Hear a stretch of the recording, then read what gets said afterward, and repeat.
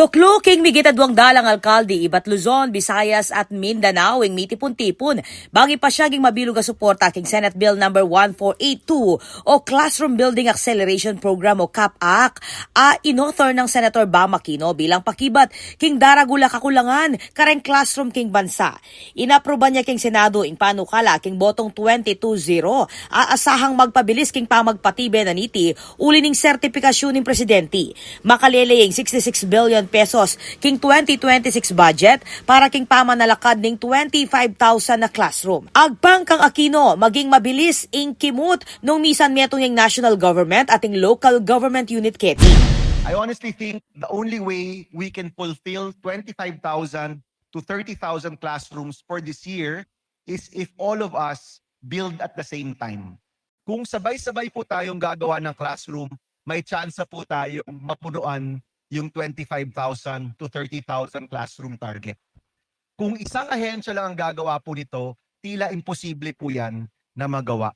Lalam ning LGU-led model, direktang mibabaing pondo kareng LGU, bang ilang magplano, mitpatalakad at magbante kareng proyekto. Kapag nasana niting pabilisan ng construction, ay iwasan ng mabagal ang bidding process at pababaing gastos balang classroom, ibat king 3.5 million pesos, papunta king 1.5 hanggang 1.8 million pesos. Agpang king report, mamabot king 166,000 na classroom backlog inyang 2025 at malyaring misampa king 230,000 karas ning 2028.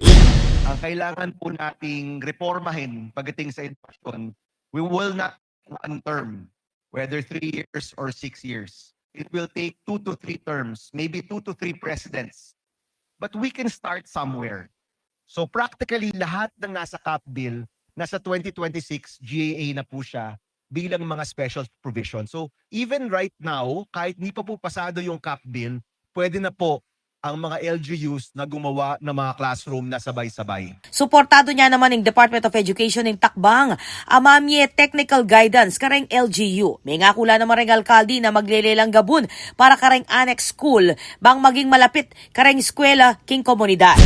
Ibig sabihin lang po niyan, alam ho natin kung gaano kaseryoso ang problemang ito at kung paano po tayo pwede magtulungan para mahanap yung solusyon dito. Kawani king reforma king edukasyon, malyarya naman magsilbing economic stimulus. Ing 66 billion pesos sa pondo, asahan niyang mamuklat 100,000 na obra king sektor ng construction at industriya. Ako po, Patricia Mamangon para king News Force Pampanga. Balita ang tutuking balen, susuyo.